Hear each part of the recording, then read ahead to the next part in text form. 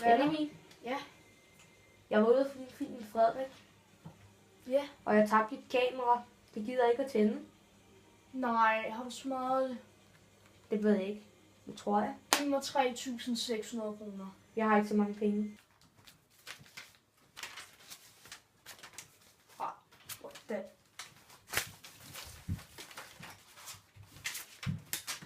Nå, Benjamin. Jeg har vist dine penge.